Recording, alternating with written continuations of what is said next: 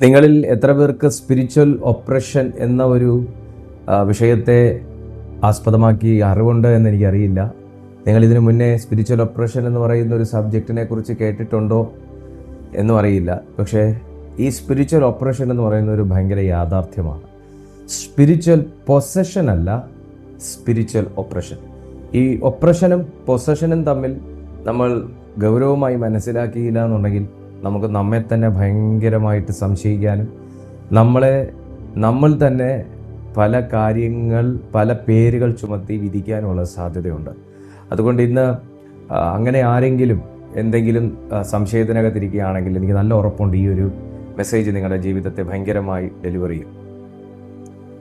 Spiritual oppression എന്ന് പറയുമ്പോൾ അത് നമ്മുടെ ആത്മാവിനെ അടിച്ചമർത്തുന്ന ഒരു അദൃശ്യ ആത്മീയ ബന്ധനമാണ്. നമ്മളെല്ലാത്തിനെയും പൈശാചിക ശക്തികൾ, അന്ധകാര ശക്തികൾ, പിശാച്, സാത്താൻ എന്നൊക്കെ നമ്മൾ അഡ്രസ്സ് ചെയ്യുന്നതും എന്നാൽ വ്യക്തമായി ആ ടേം നമ്മൾ അഡ്രസ്സ് ചെയ്ത് പ്രാർത്ഥിക്കുന്നതും തമ്മിൽ ഭയങ്കര വ്യത്യാസമുണ്ട്. വിടുതലുകളുടെ സാധ്യത ഭയങ്കര വലുതാണ് എന്ന് ഞാൻ ഒത്തിരി മെസ്സേജുകളിലൂടെ നിങ്ങളോട് പറഞ്ഞിട്ടുണ്ട്. ഞാൻ ഇപ്പോഴും അത് തന്നെ പറയുന്നു. സ്പിരിച്വലി പൊസസ്ഡ് ആയിരിക്കുന്ന ഒരു ഡിമോണിക് പൊസഷൻ ഉള്ള ഒരു വ്യക്തി അല്ല ഒരു സ്പിരിച്വൽ ഒപ്രഷൻ അനുഭവിക്കുന്ന ഒരു വ്യക്തി. പൊസഷൻ എന്ന് പറയുമ്പോൾ ഒരു പൈശാചിക ശക്തി ഒരു വ്യക്തിയിലേക്ക് പ്രവേശിച്ച് ആ ആത്മാവിൻ്റെ സ്വഭാവം കാണിക്കുന്ന ഒരു വ്യക്തി. ആ പൊസസ്ഡ് ആണ്. ആ പിശാചിന് അവകാശമുള്ളത് കൊണ്ട് അതിൽ കയറിയിരുന്ന് ആ വ്യക്തിയെ റൂൾ ചെയ്യും. എന്നാൽ ഒപ്രഷൻ എന്ന് പറയുന്നത് വളരെ വ്യത്യസ്തമാണ്. പുറമേ നിന്നുകൊണ്ട് ഒരു വ്യക്തിയുടെ ആത്മാവിനെ നേരിട്ട് കൺട്രോൾ ചെയ്യാൻ പറ്റാത്തതും ആ വ്യക്തിയുടെ മനസ്സ്, ചിന്തകൾ, വികാരങ്ങൾ എന്നിവയെ അടിമപ്പെടുത്തി അതിലൂടെ ആ വ്യക്തിയുടെ ജീവിതത്തിലേക്ക് പ്രവേശിച്ച് ആ വ്യക്തിയെ സമ്മർദ്ദത്തിൽ ആഴ്ത്തി പരാജിതനാക്കാനും ശ്രമിക്കുന്ന ഒരു ആത്മീയ പ്രവർത്തനമാണ്, ദുരാത്മീയ പ്രവർത്തനമാണ് സ്പിരിച്വൽ ഒപ്രഷൻ എന്ന് പറയുന്നത്. പലർക്കും ജീവിതത്തിൽ എന്തോ ഭാരമാണ്, മനസ്സിൽ ഭയങ്കരമായ ഭാരമാണ്. കാരണം എന്താണെന്നറിയത്തില്ല, ഉള്ളിലൊരു സമ്മർദ്ദം, എപ്പോഴും ക്ഷീണം, അലസത. നമ്മൾ ഇതിനെയൊക്കെ പൈശാചിക ശക്തികൾ എന്ന് പറഞ്ഞാണ് നമ്മൾ അഡ്രസ്സ് ചെയ്യുന്നത്. ഞാനും ഒരു സമയം വരെയൊക്കെ എല്ലാം പൈശാചിക ശക്തികൾ എന്ന് തന്നെയാണ് പറഞ്ഞത്. ഇതും പൈശാചിക ശക്തിയാണ്, അല്ലെന്നല്ല. പക്ഷെ അതിന് വ്യത്യാസമുണ്ട്. ഇപ്പം എല്ലാം രോഗമാണ് എന്ന് പറയുന്നത് പോലെ എല്ലാ രോഗത്തിൻ്റെയും പേരൊന്നല്ല. പനിയും ഒരു രോഗമാണ്, ക്യാൻസറും ഒരു രോഗമാണ്. ക്യാൻസറിൻ്റെ രീതി വേറെ, ട്രീറ്റ്മെൻറ്റ് വേറെ. പനിയുടെ രീതികൾ, ലക്ഷണങ്ങൾ വേറെ, ട്രീറ്റ്മെൻറ്റ് വേറെ. ഇതുപോലെ തന്നെയാണ് സ്പിരിച്വൽ ഒപ്രഷൻ്റെ കാര്യവും പൊസഷൻ്റെ കാര്യവും നമ്മൾ ചിന്തിക്കേണ്ടത്. അന്നേരം എല്ലാ പ്രശ്നങ്ങൾ തന്നെയാണ്, എല്ലാം സാത്താൻ കൊണ്ടുവരുന്നത് തന്നെയാണ്. എന്നാൽ അവൻ്റെ ടേംസ് നമ്മൾ മനസ്സിലാക്കിയാൽ, അവൻ്റെ ആ ഒരു പ്രവർത്തന രീതി മനസ്സിലാക്കി കഴിഞ്ഞാൽ നമുക്ക് അതിനകത്തുള്ള റിക്കവറി ചാൻസ് വളരെ അധികമാണ്. അതുകൊണ്ടാണ് എഫേസ്യർക്ക് എഴുതിയ ലേഖനം 6-ാമത്തെ അധ്യായം 12-ാമത്തെ വാക്യത്തിൽ പറയുന്നത് നമ്മുടെ പോരാട്ടം ജഡരക്തങ്ങളോടല്ല. എന്താ നമുക്ക് മനസ്സിലാക്കാൻ സാധിക്കുന്നതിനകത്തുനിന്ന്? ജഡരക്തങ്ങളോടല്ല എന്ന് പറയുമ്പോൾ നീ കാണുന്നത് മനുഷ്യരെയല്ല, പക്ഷെ നിനക്ക് യുദ്ധമുണ്ട്. നിങ്ങൾ നോക്കുമ്പോൾ മനുഷ്യനെ അല്ല കാണുന്നത്, പക്ഷെ നിങ്ങളൊരു യുദ്ധത്തിലാണ്. ഒരു മാനസികമായി നിങ്ങളൊരു സംഘർഷത്തിലാണ്. ഒരു വല്ലാത്ത ആത്മീയ ഭാരമാണ്, ഒരു ശാരീരിക ഭാരമാണ്, ഒരു ഇൻഫേമിറ്റി, ഒരു വല്ലാത്ത തരത്തിലുള്ള ഒരു നിങ്ങൾ എന്തിനോട് ഫൈറ്റ് ചെയ്തുകൊണ്ട് നിൽക്കുകയാണ്. എന്നാൽ നിങ്ങൾക്ക് പ്രത്യക്ഷത്തിൽ ആരെയും കാണാൻ പറ്റുന്നില്ല. ഇതാണ് സ്പിരിച്വൽ ഒപ്രഷൻ. നിങ്ങൾ അകത്തനുഭവിക്കുന്ന സംഘർഷം, അത് പുറത്ത് നിന്നൊരു വ്യക്തി നിങ്ങളെ കൺട്രോൾ ചെയ്യണം. നിങ്ങളുടെ മനസ്സിനെ, നിങ്ങളുടെ ചിന്തകളെ, നിങ്ങളുടെ വികാരങ്ങളെ, നിങ്ങളുടെ എല്ലാ ഹാപ്പിനെസ്സും ആ സമയം സമ്മർദ്ദത്തിനകത്ത് അമർച്ച ചെയ്യപ്പെടുകയാണ്. നിങ്ങളുടെ എല്ലാ കഴിവുകളും, നിങ്ങളുടെ എല്ലാ കൃപയും, നിങ്ങളുടെ പ്രാർത്ഥിക്കാനുള്ള എല്ലാ താല്പര്യവും ഉൾപ്പെടെ അമർച്ചലാക്കപ്പെടുകയാണ് പുറത്തു നിന്നുള്ള ഒരു നിയന്ത്രണം കാരണം.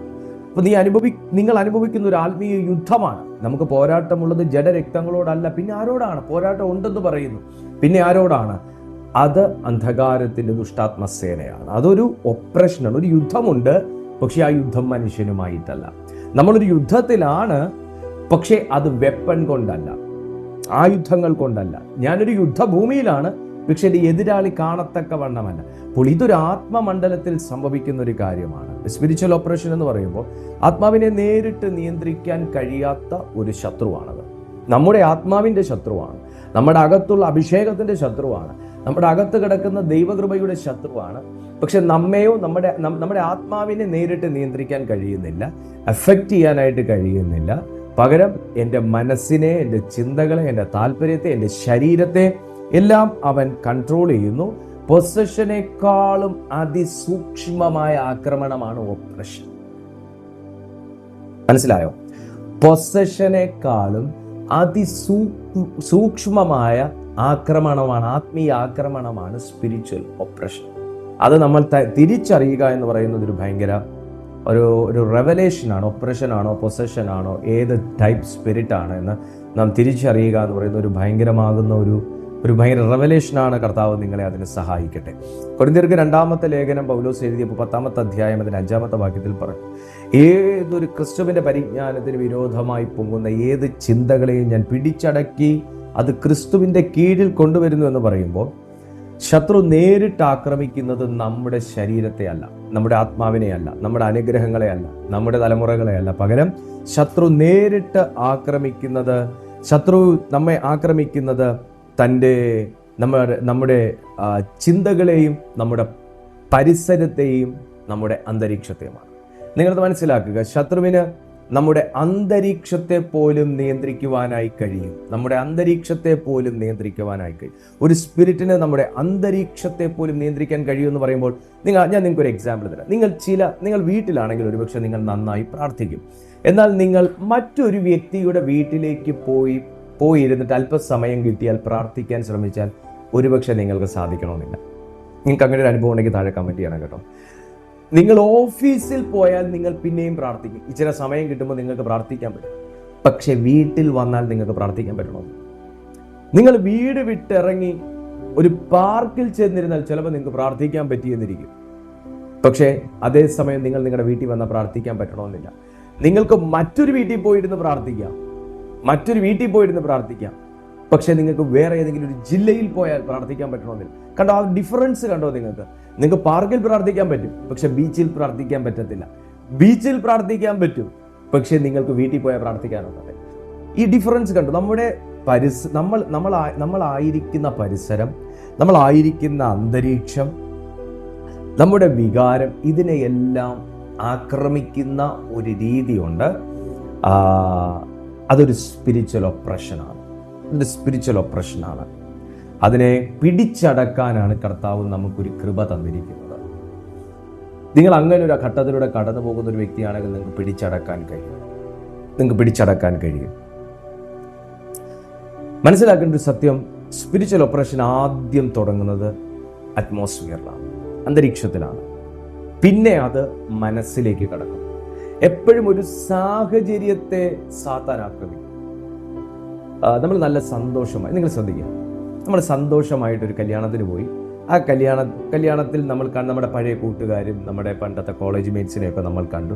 നമ്മൾ വളരെ സന്തോഷമായിട്ട് സംസാരിച്ച് ഇങ്ങനെ കാര്യങ്ങളൊക്കെ പറഞ്ഞ്, പണ്ടത്തെ കാര്യങ്ങളൊക്കെ പറഞ്ഞ് നമ്മളിങ്ങനെ ഹാപ്പി മൂഡിൽ നിൽക്കുന്ന സമയത്തായിരിക്കും ഇടയ്ക്ക് ഒരുത്തൻ കയറി വന്നിട്ട് നമ്മളോട് പറയും, ഇതെന്തൊരു ഡ്രസ്സാണോ ഇത് കണ്ടിട്ട് എന്തോ വല്ലാത്തൊരു ഫ്ലൂറസൻ കളർ പോലെയൊക്കെ തോന്നുന്നു, നിനക്കിതൊട്ടും ചേരുന്നില്ല, ഭയങ്കര വല്ലാത്ത രീതിയിലിരിക്കും, നിനക്ക് കണ്ണൊന്നും ഇല്ലേ, കണ്ണ് കാണാതെയാണോ ഈ ഡ്രസ്സൊക്കെ പോയി എടുത്തേ, ഇത്യാദി വാക്കുകൾ പറയുകയാണ് എങ്കിൽ സഡൻലി ചിരിച്ചുകൊണ്ടിരിക്കുന്ന നമ്മുടെ മനസ്സിൽ എന്തോ ആയിരിക്കും?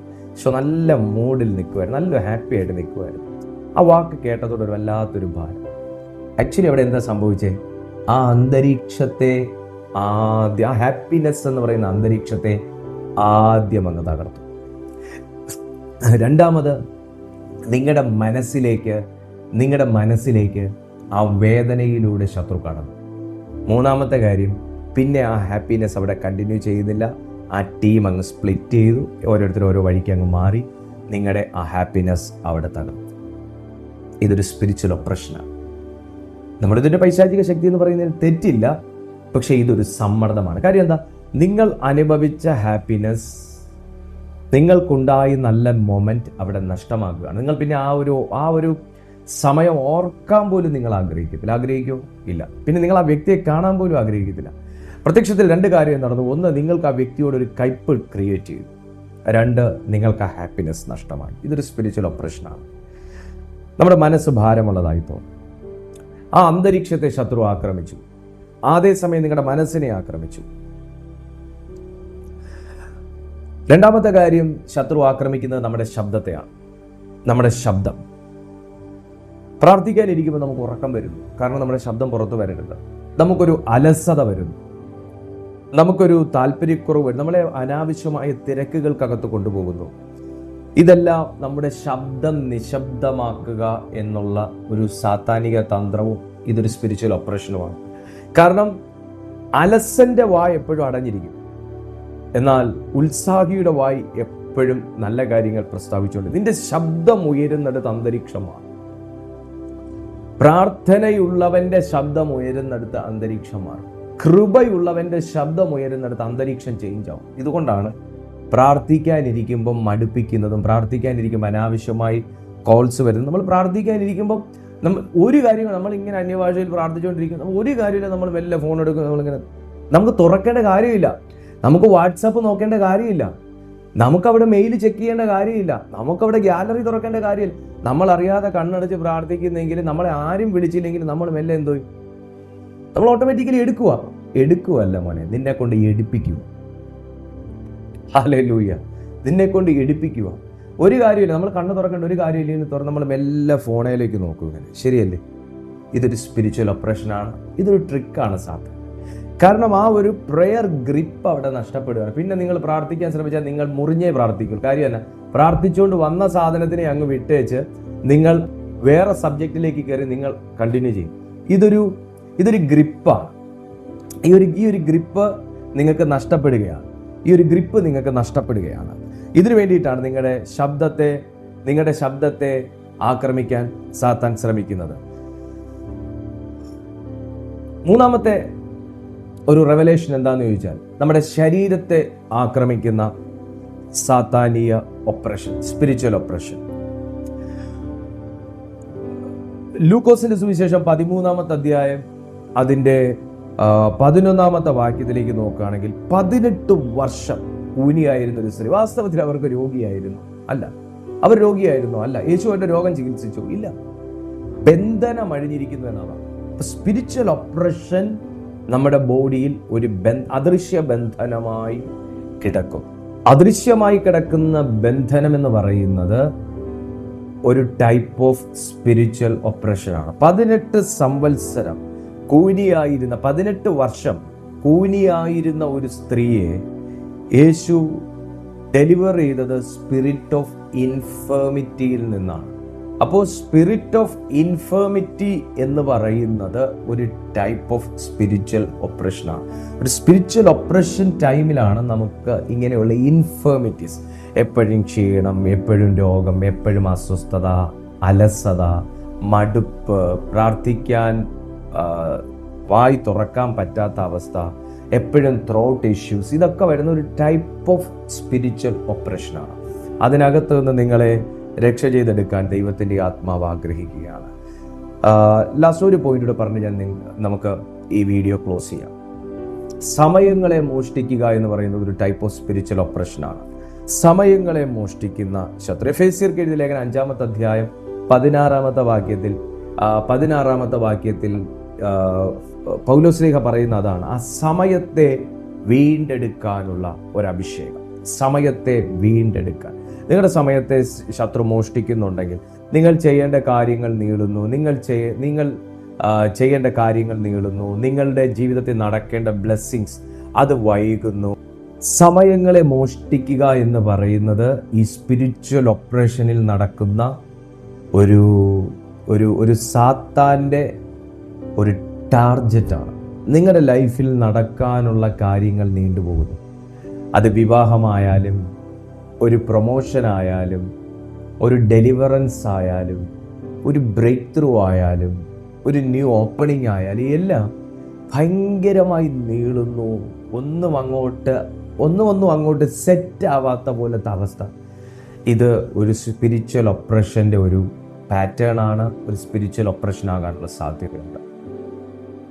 കാരണം ദൈവം എല്ലാം തക്ക സമയത്ത് ചെയ്യുന്ന ദൈവമാണ്. ഇപ്പം നിങ്ങൾ ഈ മെസ്സേജ് കേൾക്കുന്നത് പോലും നിങ്ങൾ തക്ക സമയത്താണ് കേട്ടോണ്ടിരിക്കുന്നത്. കാരണം നിങ്ങൾ ഇതിനെക്കുറിച്ച് അറിഞ്ഞില്ലെങ്കിൽ ഇപ്പം എന്തുവാ പറയുന്നത്,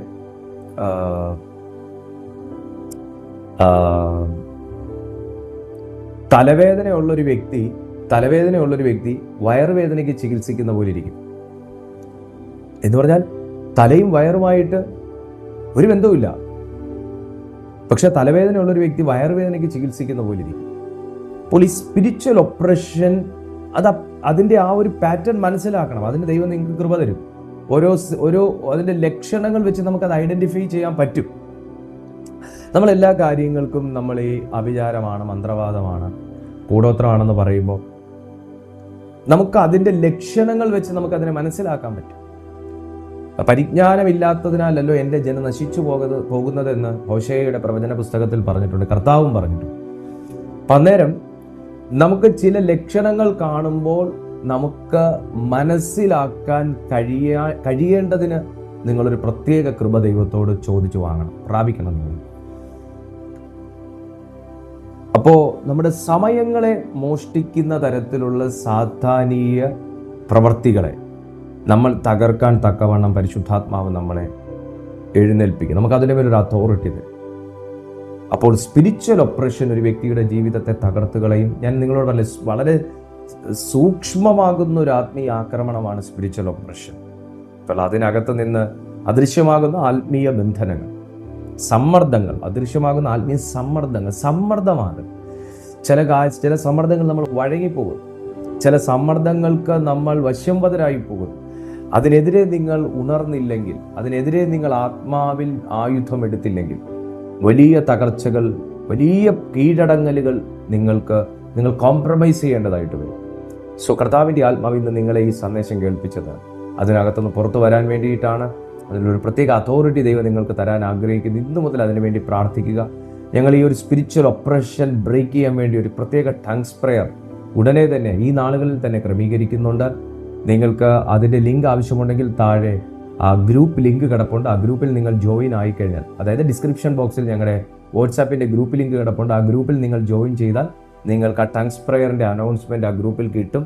ആ സ്പിരിച്വൽ ഒപ്രഷൻ നിങ്ങൾക്ക് എങ്ങനെ ബ്രേക്ക് ചെയ്യാൻ തുടങ്ങിയ കാര്യങ്ങളൊക്കെ ആ പ്രെയറിൽ പ്രത്യേകമായിട്ട് നിങ്ങൾക്ക് പറയുന്നുണ്ട്. ഓൺലൈൻ മീറ്റിംഗ് തന്നെയാണ്.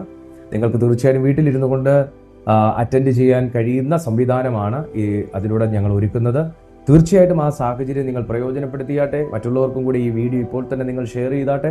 പ്രാർത്ഥനാ വിഷയങ്ങളുണ്ടെങ്കിൽ നിങ്ങൾ ചുവടെ കാണുന്ന നമ്പറിൽ നിങ്ങൾ ഞങ്ങളെ അറിയിച്ചാട്ടെ. തീർച്ചയായിട്ടും ഞങ്ങൾ നിങ്ങൾക്കായി പ്രാർത്ഥിക്കും. വാട്സാപ്പിൽ നിങ്ങൾക്ക് 24/7 കണക്ട് ചെയ്യാനായിട്ട് സാധിക്കും. ത്രൂ മെസ്സേജസ് നിങ്ങൾക്ക് അയച്ച് നിങ്ങൾക്ക് അതിനകത്തുനിന്ന് റിപ്ലൈസ് നിങ്ങൾക്ക് ലഭിക്കുന്നതായിരിക്കും. കർത്താവ് നിങ്ങളെ സഹായിക്കട്ടെ. അത്ഭുതകരമാകുന്നൊരു മാറ്റത്തിന് സമയമായി. നിങ്ങളോടുള്ള പ്രവചനമാണ്. അത്ഭുതകരമാകുന്നൊരു മാറ്റത്തിന് നിങ്ങളുടെ ജീവിതത്തിൽ സമയമായി. Praise the Lord. ഈ ചാനൽ നിങ്ങൾ സബ്സ്ക്രൈബ് ചെയ്തിട്ടില്ലെങ്കിൽ സബ്സ്ക്രൈബ് ചെയ്യാൻ പ്രത്യേകമായി ഞാൻ ഓർമ്മിപ്പിക്കുന്നു. ഈ വീഡിയോ നിങ്ങളുടെ സുഹൃത്തുക്കളിലേക്ക് ഉടനെ ഷെയർ ചെയ്താട്ടെ. അടുത്തൊരു ദിവസം പുതിയൊരു സന്ദേശവുമായി ഒരുമിച്ച് കാണുന്നത് വരെ അത്യുന്നതൻ്റെ ചിറകിൻ്റെ കീഴിൽ കർത്താവ് നമ്മെ സൂക്ഷിക്കട്ടെ. God bless you and I bless you. Stay blessed.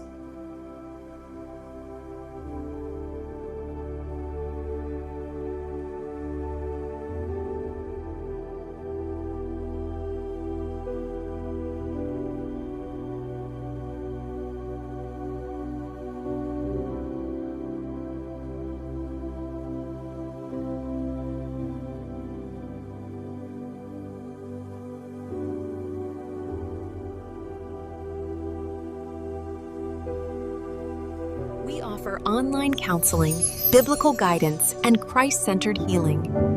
Your well-being is our priority.